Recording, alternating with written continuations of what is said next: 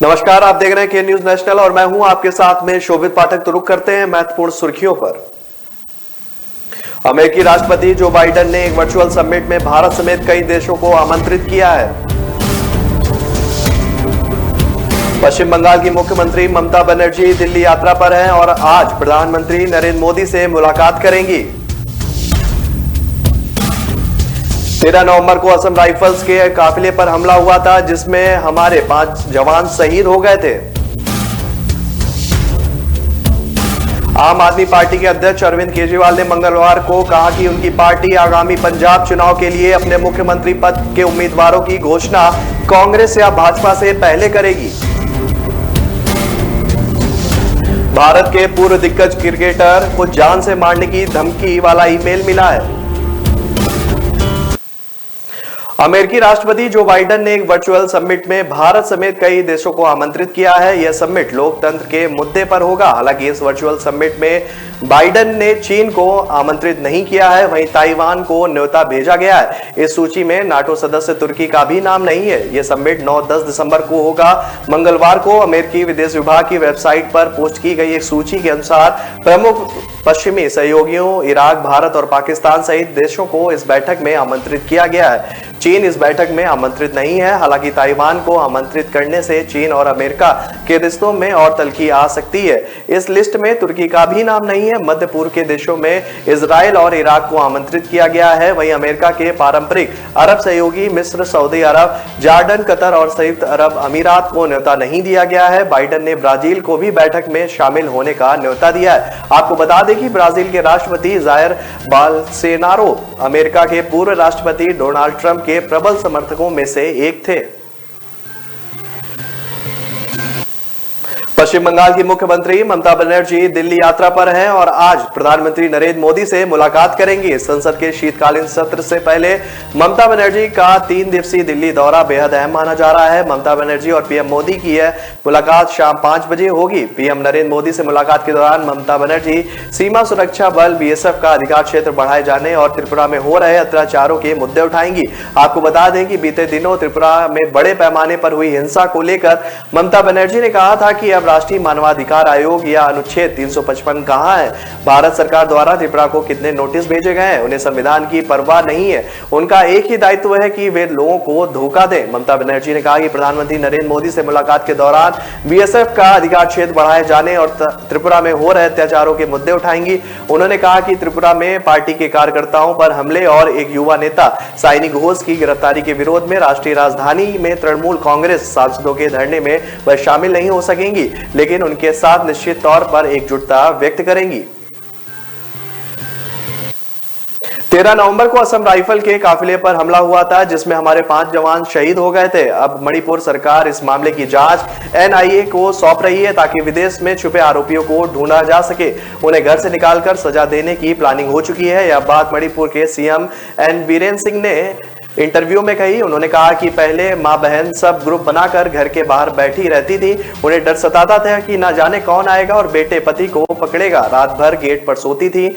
आज सब घर में आराम से सोती हैं। मणिपुर बंद भी नहीं होता। सुरक्षा के साथ ही मोदी जी ने मणिपुर को इनर लाइन परमिट भी दे दिया है, जिसकी सालों से डिमांड थी। स्टेट और नेशनल हाईवे भी बन रहे हैं। घर घर गैस भी पहुंच रही है। वाटर सप्लाई, आयुष्मान का फायदा लोगों को लगातार मिल रहा है। हम सरकार की स्कीम्स की डोर टू डोर डिलीवरी दे रहे हैं। इस बार हम 2/3 बहुमत से जीतेंगे। सरकार की रणनीति के बारे में पूछे जाने पर उन्होंने कहा कि आरोपियों को पकड़ने के लिए हम केंद्र सरकार के साथ मिलकर काम कर रहे हैं। इस हमले में बॉर्डर के बाहर के लोग शामिल हैं, इसलिए केस एनआईए को सौंप रहे हैं। इसकी पूरी तैयारी हो चुकी है। आरोपी जहां भी होंगे, किसी भी देश में होंगे, उन्हें पकड़कर सजा दी जाएगी।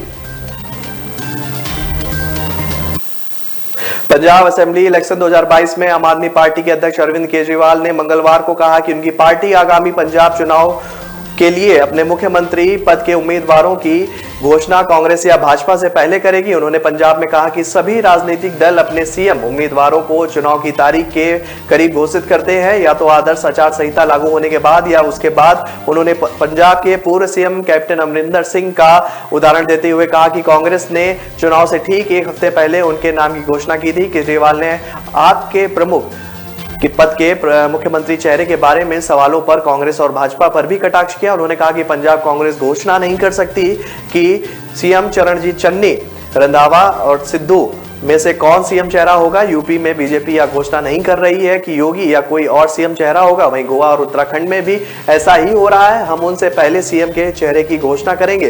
दिल्ली के मुख्यमंत्री ने कहा कि मैं सिद्धू के साहस के लिए उनकी प्रशंसा करता हूं। उन्होंने कहा कि जब मुख्यमंत्री चन्नी ने दावा किया था कि जनता को 5 रुपए प्रति घन फुट रेत बेची जा रही थी तो सिद्धू ने उनकी बात को सुधारा था।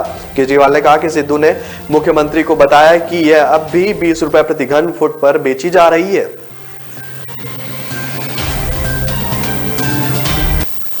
भारत के पूर्व दिग्गज क्रिकेटर गौतम गंभीर को जान से मारने की धमकी वाला ईमेल मिला है। पूर्वी दिल्ली के बीजेपी सांसद गंभीर क्रिकेट के अलावा भी कई मुद्दों पर अपनी बेबाक राय के लिए जाने जाते हैं। मेल के बाद दिल्ली पुलिस ने गौतम गंभीर के घर के बाहर की सुरक्षा बढ़ा दी है।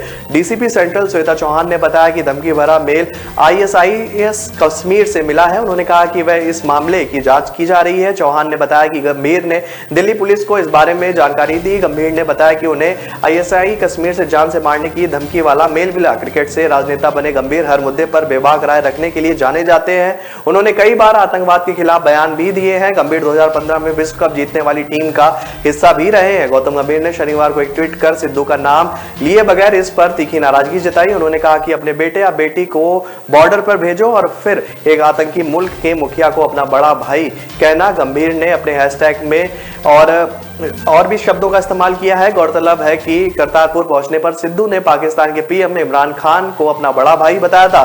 बीजेपी ने इस पर सिद्धू पर जमकर निशाना साधा था।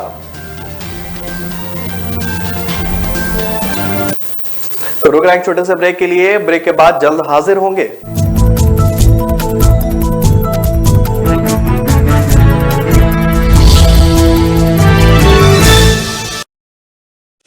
न ऐश का न द्वेष का, यह दंगल है देश का। सुलगती समस्याओं के जुलसते सवालों का होगा दंगल देश का। प्रशासन के प्रश्नों को लेकर होगा दंगल देश का। शिक्षा, स्वास्थ्य, समाज, कानून और व्यवस्था के आज क्या है हालात। सोमवार से शुक्रवार रोज रात 8 बजे जलपा क्षत्रिय के साथ दंगल देश का।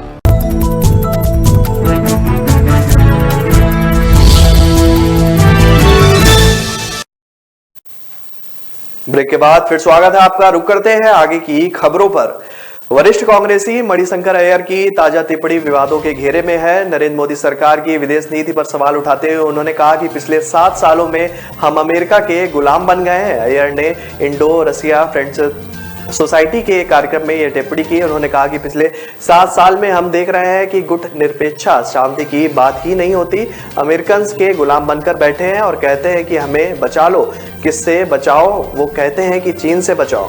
अय्यर की इस टिप्पणी पर बीजेपी की तरफ से तीखी प्रतिक्रिया सामने आई है। सोशल मीडिया पर भी उनकी छीछा-लेदर हो रही है। इसी बहाने कई लोगों ने कांग्रेस के पूर्व अध्यक्ष राहुल गांधी से चीनी राजदूत की गुप्त मुलाकात याद दिला दी। ट्विटर पर कुछ यूजर्स लिख रहे हैं कि अय्यर अपने बयानों से कांग्रेस की मिट्टी पलीत कराते रहते हैं। अक्सर चुनाव से ठीक पहले अय्यर की ताजा टिप्पणी को सोशल मीडिया पर एक धड़ा आगामी विधानसभा चुनाव से जोड़कर देख रहा है। कई ट्वीट्स में कहा गया है कि अय्यर का यह बयान 5 राज्यों में होने वाले विधानसभा चुनाव में कांग्रेस को डुबो देगा। कई लोगों ने पाकिस्तान को लेकर बार-बार अय्यर के मुंह से निकले प्यार भरे बयानों को भी साझा किया है। भारत को गुलाम बताकर अय्यर ने अभिनेत्री कंगना रनौत के आजादी वाले बयान से भी ध्यान अपनी ओर कर लिया। कंगना ने एक इवेंट में 1947 से मिली स्वतंत्रता आजादी पर सवाल उठाए थे। आम आदमी पार्टी संयोजक दिल्ली के मुख्यमंत्री अरविंद केजरीवाल मंगलवार को अमृतसर पहुंचे। मीडिया से बात करते हुए केजरीवाल ने पार्टी छोड़ रहे नेताओं के बहाने कांग्रेस पर निशाना साधा। उन्होंने कहा कि हम कांग्रेस का कचरा नहीं चाहते, वरना शाम तक कांग्रेस के 25 विधायक और 2 से 3 सांसद आप में शामिल हो जाएंगे। केजरीवाल ने सिटिंग विधायकों के पार्टी छोड़ने के संबंध में कहा कि जिन्हें टिकट नहीं मिल रहा है वही एमएलए दूसरी पार्टी में जा रहे हैं। हम गंदी राजनीति खेलना नहीं चाहते, वरना आज भी कांग्रेस के 25 विधायक हमारे संपर्क में, वे हमारी पार्टी ज्वाइन करना चाहते हैं। हालांकि केजरीवाल ने जब पीपीसीसी अध्यक्ष नवजोत सिंह सिद्धू के बारे में पूछा गया तो वो हंसकर टाल गए। केजरीवाल ने रेत माफिया के बहाने नवजोत सिद्धू की तारीफ भी की। केजरीवाल ने कहा कि सिद्धू की हिम्मत की दाद देनी होगी कि सीएम चरणजीत चन्नी को सबके सामने मंच पर ही झूठ बोलने पर टोक दिया। चन्नी की रेत 5 रुपए फीट करने के दावे पर सिद्धू ने कहा था कि गलत बयान दे रहे हैं, अभी पंजाब में 20 रुपए प्रति फीट बिक रहा है। केजरीवाल ने इस दौरान चन्नी के आम आदमी होने के बयान पर भी निशाना साधते हुए कहा कि वह चन्नी की तरह के आम आदमी नहीं है, वह सीएम चन्नी की तरह गिल्ली डंडा खेलना नहीं जानते। वह स्कूल खोलने वाले, अस्पताल बनवाने वाले और नागरिकों की मुश्किलों का हल निकालने वाले आम आदमी है।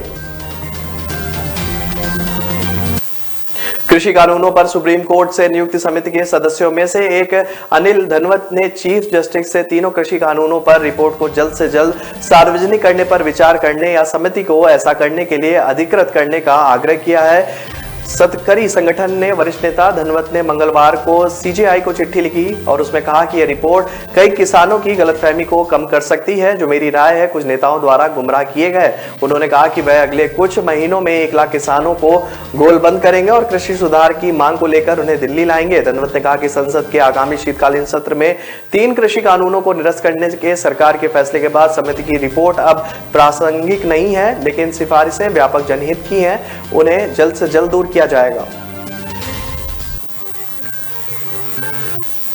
पंजाब से सटे पाकिस्तान बॉर्डर पर कैमरे लगाए जाएंगे ताकि वहां होने वाली हर हरकत पर सिक्योरिटी एजेंसियां और पुलिस नजर रख सके। मंगलवार को अमृतसर में बॉर्डर रेंज के अफसरों से हुई हाई लेवल मीटिंग के बाद डिप्टी सीएम सुखजिंदर रंधावा ने यह जानकारी दी। उन्होंने कहा कि कैमरों के जरिए सरहदी क्षेत्रों में सुरक्षा और चौकसी बढ़ाई जाएगी। इसके अलावा पुलिस भी बॉर्डर इलाकों में पुलिस की गश्त भी बढ़ाने को कहा गया है। सुरक्षा की निगरानी का जिम्मा भी पुलिस के आला अफसर ही रखेंगे ताकि किसी तरह की अप्रिय घटना ना हो सके। खासकर 3.5 महीने बाद भी होने वाले चुनाव को देखते हुए पुलिस अतिरिक्त सतर्कता बरतेगी। पठानकोट में आर्मी कैंट के गेट पर ग्रेनेड अटैक के बाद पंजाब में सुरक्षा को लेकर कुछ खामियां सामने आई हैं। सूत्रों की माने तो आर्मी कैंट पर ग्रेनेड फटने की घटना के 1 घंटे बाद पुलिस पहुंची। इससे पता चलता है कि रात को पुलिस के अफसर ड्यूटी पर नहीं होते, जिसके तुरंत बाद डिप्टी सीएम के आदेश किए गए कि रात को 1/3 अफसर फील्ड पर ही रहेंगे। वह खुद वीडियो कॉल कर रोस्टर के हिसाब से अफसरों की लोकेशन जांच करेंगे।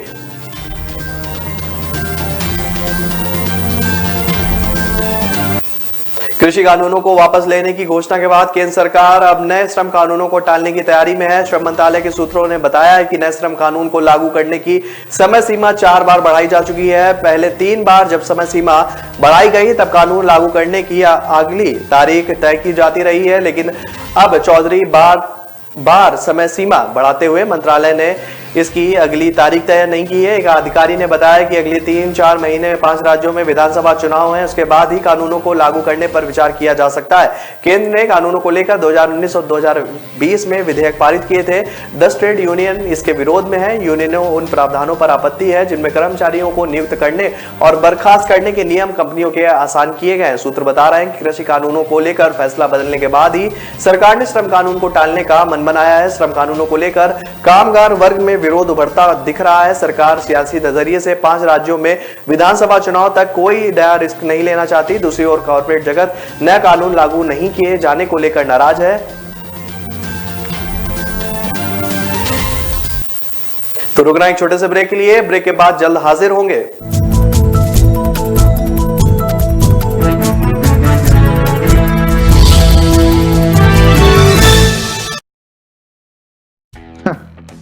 मेरी टीम तो जीत गई, लेकिन आप सोचिए अगर एक टीम आपके बाप की होती तो हर गली मोहल्ले में चर्चा आपकी होती, लेकिन है नहीं ना ब्रो, तो करनी पड़ेगी। टीम आपके बाप की नहीं, चर्चा आपके बिजनेस और आप। इसीलिए brand spot 365 bro, India's most trusted branding app. Brand spot 365 देता है हर बिजनेस की प्रमोशनल पोस्ट, फेस्टिवल ग्रीटिंग्स और वीडियोस। ईयरली सब्सक्रिप्शन सिर्फ 4,999 में। तो what are you waiting for bro? Download now और शुरू कीजिए आपके बिजनेस का प्रमोशन। ब्रांड स्पॉट 365 आसान है ब्रो।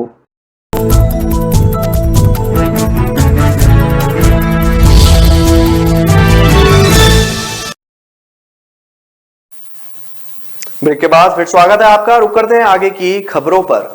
आज नीतीश सरकार समावेशी नेतृत्व और समावेशी विकास के 15 साल बेमिसाल कार्यक्रम का आयोजन कर रही है। इस अवसर पर विपक्ष की ओर से नीतीश कुमार से सवाल किया गया है।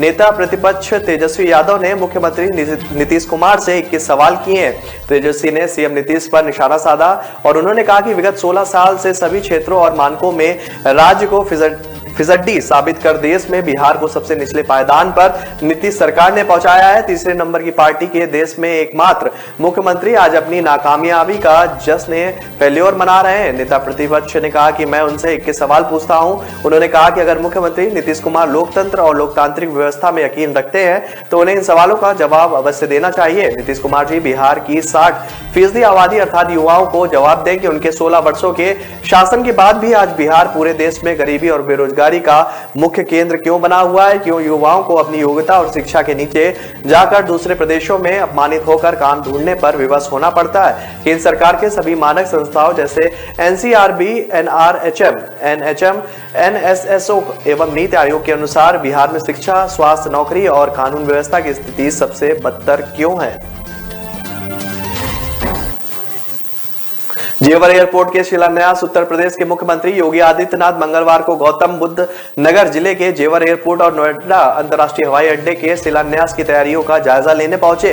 आपको बता दें कि कल यानी 25 नवंबर को प्रधानमंत्री नरेंद्र मोदी इस हवाई अड्डे की नींव रखेंगे। योगी ने संवाददाता सम्मेलन में कहा कि जेवर हवाई अड्डा गौतम बुद्ध नगर, अलीगढ़, आगरा और पूरे पश्चिमी उत्तर प्रदेश समेत समूचे राष्ट्रीय राजधानी क्षेत्र के लिए बहुत अच्छा अवसर लेकर आ रहा है। उन्होंने कहा कि जेवर हवाई अड्डा 25 साल पुराना सपना है जिसको भारतीय जनता पार्टी की सरकार पूरा करने जा रही है। मुख्यमंत्री ने कहा कि इस क्षेत्र के लोगों को यह बहुत पुराना सपना था, यहां हवाई अड्डा बने और विकास में 4 चांद लगे, लेकिन जमीनी स्तर पर किसी भी सरकार ने इस पर कार्य नहीं किया। योगी ने आगे कहा कि पहले चरण में करीब 10,000 करोड़ रुपए का निवेश यहां पर आ सकता है और जेवर हवाई अड्डा बनने से नोएडा तथा ग्रेटर नोएडा समेत पूरे जिले में करीब 34 से 35,000 करोड़ रुपए तक का निवेश आएगा, जिससे 1 लाख लोगों को रोजगार मिलेगा। अहमदाबाद से दिल्ली के बीच चलने वाली शताब्दी एक्सप्रेस में बम रखा होने की सूचना मिलते ही हड़कंप मच गया।